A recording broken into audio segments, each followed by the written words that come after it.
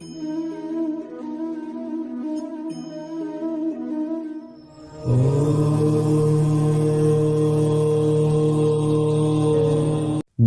यह 4 बातें हमेशा याद रखें। मजबूत रहे पर अकड़ में ना रहें, दयालु बने पर कमजोर ना बने, विनम्र रहे पर डरपोक ना बने, गर्व करें पर अभिमान ना करें। बहुत बार दांत अपनी ही जीभ को काट लेते हैं, फिर भी मुंह में एक साथ रहते हैं। यही माफ कर देने का सबसे बड़ा उदाहरण है। सर पर जब बड़ी जिम्मेदारी हो तो हिसाब से रहना पड़ता है। बहुत कुछ सुनना पड़ है और बहुत कुछ सहना पड़ता है। कर्मों का गणित बड़ा सीधा और सरल है। कर भला तो हो भला और कर बुरा तो हो बुरा। साथ उसका दो जिसे तुम्हारी जरूरत है, पर उसका साथ कभी मत दो जिसे तुम्हारी कदर नहीं। अगर आपकी बहस बदतमीज इंसान से हो तो हार मान लेनी चाहिए, क्योंकि आपकी आवाज कितनी ही दमदार क्यों ना हो, लेकिन आप एक कुत्ते से अच्छा भौंक नहीं सकते हैं। चमड़ी के रंग पर गुरूर मत करो। वक्त के साथ साथ रूप को जाते देर नहीं लगती। जो बुरे वक्त में आपको कमियां गिनाने लग जाए, उससे ज्यादा मतलबी इंसान कोई हो ही नहीं सकता। जिंदगी में बहुत लोगों की जरूरत नहीं होती, किसी एक की जरूरत होती है जो लफ्जों से ज्यादा हमारी खामोशियों को पढ़ सके।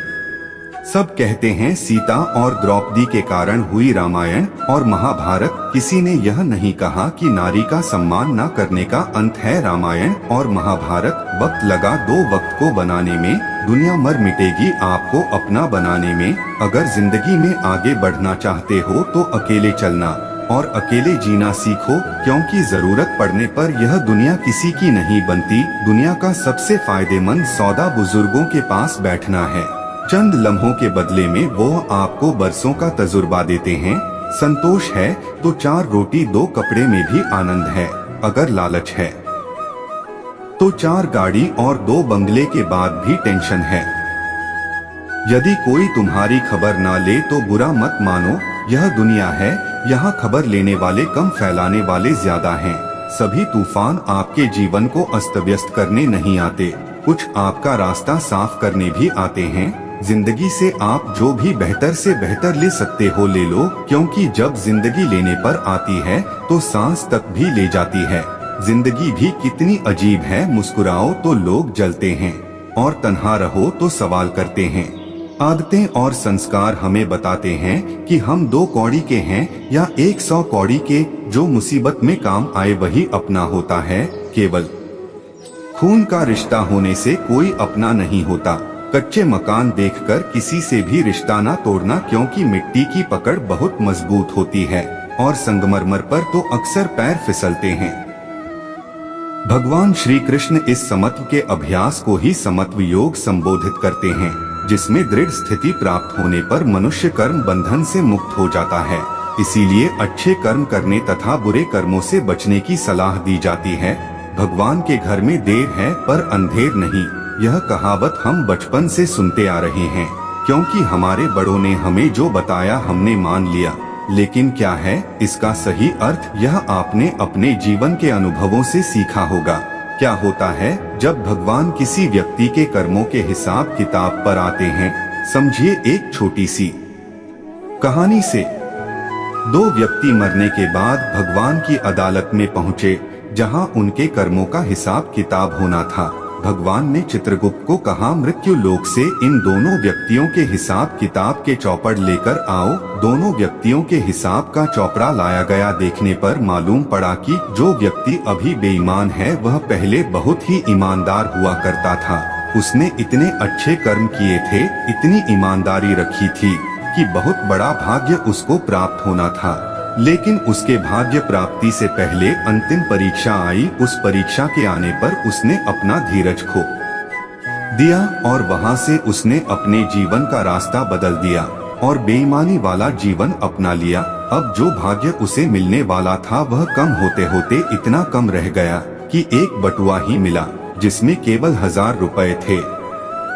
देखा जाए तो वैसे उसके नसीब में क्या था, बेईमानी का रास्ता अपनाने से उसका प्रारब्ध प्रभावित हो गया। इसीलिए भगवान चाहकर भी उसे कुछ अधिक नहीं दे सकते थे, क्योंकि विधि के विधान के आगे भगवान भी विवश है।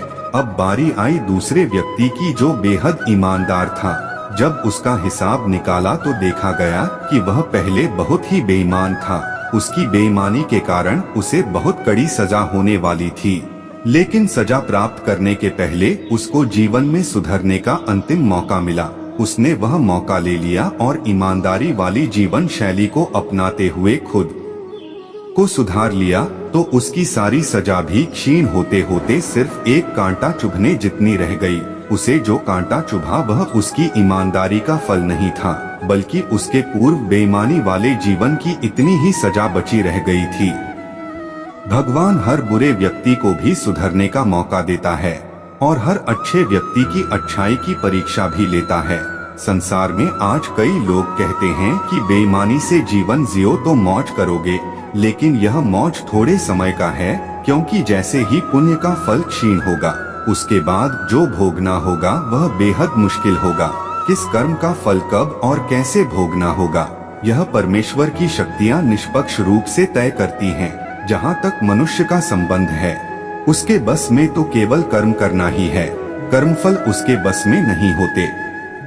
मनुष्य योनि में उत्पन्न हुए जीवों के द्वारा अपने जीवन काल में किए गए सभी शारीरिक, वाचिक एवं मानसिक कर्मों का विभिन्न शक्तियाँ प्रकृति के अचूक नियमों के अनुसार फल देती हैं। कुछ कर्मों का फल तो साथ के साथ मिल जाता है और कुछ कर्मों का फल आने वाले जन्मों में मिलता है। हर तथाकथित अच्छे या बुरे कर्म का फल मिलता ही है। बुरे कर्म का बुरा फल अच्छे कर्म के तथाकथित अच्छे फल से बेअसर नहीं होता। केवल मनुष्य योनि ही जीव की कर्म भूमि है। मनुष्य योनि भोग भूमि भी है, लेकिन अन्य योनियां तो केवल भोग भूमि ही है। जहां जीव अपने पिछली मनुष्य योनि में किए गए तथा कथित अच्छे और बुरे कर्मों का फल सुख और दुख के रूप में भोगता है। इन योनियों में जीव के नए कर्म नहीं जुड़ते, केवल पिछले कर्म घटते हैं। जब तक जीव अपने सभी तथा कथित अच्छे और बुरे कर्मों के फलों से शून्य नहीं हो जाता, उसका विभिन्न योनियों में आना जाना लगा रहता है। जीव हर बार जब अन्य योनियों में अपने कर्मों के फल भोगने के पश्चात मनुष्य जन्म में आता है, तो उसके साथ उसके बचे हुए कर्मों के फल प्रारब्ध रूप में आते हैं। प्रारब्ध के अनुसार ही उसे साधारण, मध्यम या उच्च स्तरीय परिवार, परिजन एवं सामाजिक वातावरण मिलता है और उसके जीवन में कभी सुखदायी तो कभी दुखदायी परिस्थितियां उत्पन्न होती हैं।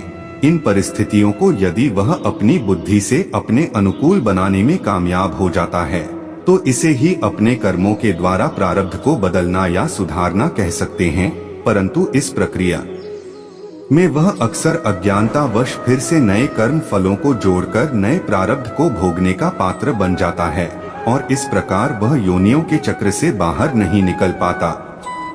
अब प्रश्न यह उठता है कि मनुष्य जब कर्म करेगा तो उसे उनके फल भी भोगने होंगे, तो वह कर्मफल शून्य कैसे हो और कैसे वह इन योनियों के चक्र से छूटे। इस संदर्भ में मेरा धर्म पंथ कहता है कि यदि मनुष्य ईश्वर के कहे वचनों के अनुसार जीवन व्याप्त करें, तो उसे उसके द्वारा किए गए कर्मों के फल नहीं भोगने पड़ेंगे। ईश्वर के वचन सामान्य जीवन जीने के लिए बाधक नहीं है। यह वचन मुख्यतः यह कहते हैं कि हम जो कुछ भी करें इस बात का ख्याल रखें कि हम कोई भी क्रिया करते हुए किसी भी प्राणी के शारीरिक, मानसिक या भावनात्मक दुख का कारण ना बने। इसके अतिरिक्त जो परमेश्वर के वचन हैं, वे हमसे कोई असामान्य, हठ योगिक, कठिन कार्य करने को नहीं कहते।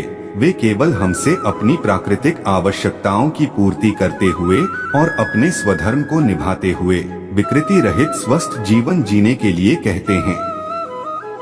स्वधर्म अर्थात अपने परिवार, अपने समाज और मानवता के प्रति हमारे कर्तव्य। हमारे इस उपक्रम के लिए परमेश्वर हम तक आवश्यक ज्ञान पहुंचाने का कोई ना कोई निमित्त बना देते हैं। परमेश्वर को हमसे कुछ नहीं चाहिए, बस हमें ही इस अमूल्य मनुष्य जन्म को सार्थक करने की आवश्यकता है। अपने जीवन को निष्काम होकर जीते हुए, पाप पुण्य रहित बनाकर रामायण हिंदू धर्म के सबसे महान ग्रंथों में से एक है, जिसे पढ़ने या सुनने मात्र से एक अद्भुत शांति की प्राप्ति होती है। इसमें वर्णित एक एक प्रसंग हमें जिंदगी जीने व उसे अनुभव करने की कला सिखाता है। इन प्रसंगों से सीख लेकर हम अपने जीवन को सही रास्ते पर चला सकते हैं। रामायण से एक और हमें सबसे बड़ी सीख मिलती है वह तो आप जानते ही हैं कि बुराई के आगे हमेशा अच्छाई की ही जीत होती है। दोस्तों, इंसान अपना घमंड अपने अच्छे वक्त में दिखाता है, लेकिन उसका अंजाम उसको बुरे वक्त में दिखता है। फिक्र मत करो, गुजर जाते हैं वो पल भी जिनका गुजरना मुश्किल होता है। हमेशा सत्य कहो और स्पष्ट बात करो। जो अपना होगा वह समझ जाएगा और जो पराया हुआ वह छूट जाएगा। और यदि सच को सुनकर कोई आपसे दूर हो रहा है तो उसे बेशक होने दीजिए। समय इतना बलवान है कि आपके बुरे वक्त को अच्छे वक्त में बदलने की हिम्मत रखता है। जब तक सांस है टकराव मिलता रहेगा, जब तक रिश्ते हैं घाव मिलता रहेंगे। पीठ पीछे जो बोलते हैं उन्हें पीठ पीछे ही रहने दे। रास्ता सही है तो गैरों से भी लगाव मिलता रहेगा। किसी की लाइफ लाइन बाद में बन जाना, पहले अपनी लाइफ को लाइन पर ले आओ। बीतता वक्त है और खर्च हम हो जाते हैं। दुनिया का सबसे फायदेमंद सौदा बुजुर्गों के पास बैठना है। चंद लम्हों के बदले में वह आपको बरसों का तजुर्बा देते हैं। जिंदगी में कुछ ऐसे भी मिलेंगे लोग यहाँ जो सिर्फ तुम्हारे सामने ही तुम्हारे होंगे। तरक्की का रास्ता एक ही है, कभी पीछे मुड़कर नहीं देखना। मन को इतना मजबूत बनाओ कि किसी के किसी भी प्रकार के व्यवहार से मन की शांति भंग ना हो पाए। चिंता करने का अर्थ है कि ईश्वर की व्यवस्था पर संदेह करना। इसलिए चिंता ना करें, ईश्वर सब संभाल लेंगे। जीवन में इतने व्यस्त हो जाएं कि पछतावा, दुख, नफरत, डर के लिए समय ही ना बचे। याद रखिए, जीवन में खाली व्यक्ति ही सबसे ज्यादा दुखी होता है। दुनिया में दो ही सच्चे ज्योतिष हैं, मन की बात समझने वाली माँ और भविष्य को पहचानने वाले पिता। मुश्किलें हमेशा बेहतरीन लोगों के हिस्से में आती हैं, क्योंकि वो लोग ही उसे बेहतरीन तरीके से अंजाम देने की ताकत रखते हैं। सही समय आने पर भगवान आपको सही लोगों से जरूर मिलवाता है, जिनकी वजह से आप अपने जीवन में आगे बढ़ते हैं। मंजिल उन्हीं को मिलती है जिनके सपनों में जान होती है। पंखों से कुछ नहीं होता, हौसलों से उड़न होती है। हमें अपनी जिंदगी में अक्सर वही चीजें पसंद आती है जिनका मिलना बहुत मुश्किल होता है। बुरा वक्त सबका आता है, बस आपकी वजह से किसी का बुरा वक्त नहीं आना चाहिए। हमारी समस्या का समाधान केवल हमारे पास है, दूसरों के पास केवल सुझाव है। आज रास्ता बना लिया है तो कल मंजिल भी मिल जाएगी। हौसलों से भरी यह कोशिश एक दिन जरूर रंग लाएगी। पैसा केवल खुश रहने का साधन है, पैसा होने से कोई खुश हो ऐसा जरूरी नहीं है।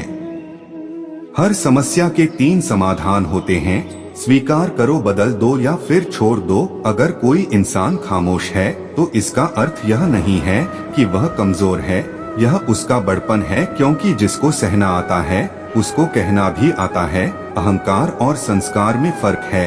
अहंकार दूसरों को झुकाकर खुश होता है, संस्कार स्वयं झुककर खुश होता है।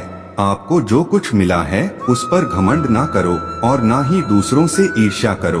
घमंड और ईर्ष्या करने वाले लोगों को कभी भी मन की शांति नहीं मिलती। हम अपनी सोच से ही निर्मित होते हैं, हम जैसा सोचते हैं वैसे ही बन जाते हैं। जब मन शुद्ध होता है तो खुशियाँ परछाई की तरह आपके साथ चलती हैं। आपका मन ही सब कुछ है, आप जैसा सोचेंगे वैसा बन जाएंगे। आप पूरे ब्रह्मांड में कहीं भी ऐसे व्यक्ति को खोज लें जो आपको आपसे ज्यादा प्यार करता हो, आप पाएंगे कि जितना प्यार आप खुद से कर सकते हैं उतना कोई आपसे नहीं कर सकता। इंसान 3 ही अच्छे होते हैं, एक जो मर गया हो, दूसरा वह जो पैदा नहीं हुआ और तीसरा वह जिसे हम जानते नहीं। स्वार्थ को इतनी छूट देना ठीक नहीं कि वह विवेक को ही खा जाए। बुरा लग जाए ऐसा सत्य बोल दो, लेकिन सत्य लगे ऐसा झूठ कभी मत बोलो। भक्ति और भरोसा इतना करो कि संकट हम पर आए और चिंता प्रभु करें। प्रार्थना और ध्यान इंसान के लिए बहुत जरूरी है। प्रार्थना में भगवान आपकी बात सुनते हैं और ध्यान में आप भगवान की बात सुनते हैं। बस उम्मीद रखिए है, जिंदगी तो कहीं से भी शुरू हो सकती है। समस्या का अंतिम हल माफी ही है। माफ कर दो या माफी मांग लो, सच तो हम बहुत पहले से जानते थे, बस देखना चाहते थे कि लोग झूठ कहाँ तक बोल सकते हैं। स्वभाव सूर्य जैसा होना चाहिए, ना उगने का अभिमान और ना डूबने का गम। एक समय में एक काम करो और ऐसा करते समय अपनी पूरी आत्मा उसमें ढाल दो और बाकी सब कुछ भूल जाओ। हर वक्त जीतने का जज्बा होना चाहिए, क्योंकि किस्मत बदले या ना बदले, लेकिन आपके ही मेहनत से आपका समय जरूर बदलेगा। याद रखें, कोई भी काम बिना बाधा के पूरा नहीं होता है। सफलता उन्हीं लोगों के कदम चूमती है जो अंत तक प्रयास करते हैं। संभव की सीमा जानने का केवल एक ही तरीका है, असंभव से भी आगे निकल जाना। दूसरों की दवा करते करते खुद का भी इलाज हो ही जाता है। सदा सुखी कौन है? जिसको भगवान की कृपा पर भरोसा है और उनके न्याय पर विश्वास है, उसको संसार की कोई भी स्थिति विचलित नहीं कर सकती। ईश्वर तो मेरे बिना भी ईश्वर है, परंतु मैं ईश्वर के बिना कुछ भी नहीं। आपकी सोच ही आपके आने वाले कल को निर्धारित करती है। फर्क सिर्फ इतना है कि आप बड़ा सोचते हैं या छोटा। जो बर्दाश्त ना कर सके वह दोस्त कैसा, और जो समझ ना पाए वह रिश्ता कैसा। हमेशा सही के साथ खड़े रहो, भले ही अकेला क्यों ना रहना पड़े। जिंदगी में कुछ ऐसा कर जाओ, 135 करोड़ आबादी वाले देश में अपना नाम बना जाओ। जिंदगी का अपना नियम है, फिक्र में रहोगे तो खुद जलोगे और बेफिक्र रहोगे तो दुनिया जलेगी। इतिहास में उन्हीं का नाम लिखा जाता है जो प्रॉब्लम के बीच रहकर भी अपने गोल्स को पाने की हिम्मत रखते हैं। जब तक अपनों से ठोकर ना मिले इंसान होश में नहीं आता। लोग आपके बारे में अच्छा सुनने पर शक करते हैं और बुरा सुनने पर तुरंत यकीन कर लेते हैं। तेरा इतिहास तुझे खुद बनाना पड़ेगा, इसके लिए खुद को रातों में जगाना होगा। तेरी एक एक रूह को जब तू ध्यान से भर लेगा, यकीन मान उस दिन तू भी इतिहास रचेगा। कोई इतना अमीर नहीं कि अपना पुराना वक्त खरीद सके, कोई इतना गरीब नहीं कि अपना आने वाला वक्त ना बदल सके। साथियों, इस वीडियो में इतना ही। उम्मीद है आपको यह वीडियो जरूर पसंद आई होगी, तो लाइक, शेयर, कमेंट और दोस्तों के साथ शेयर भी कर दीजिए। मिलते हैं अगली वीडियो में। अपना ध्यान रखना। राधे राधे। जय श्री श्याम।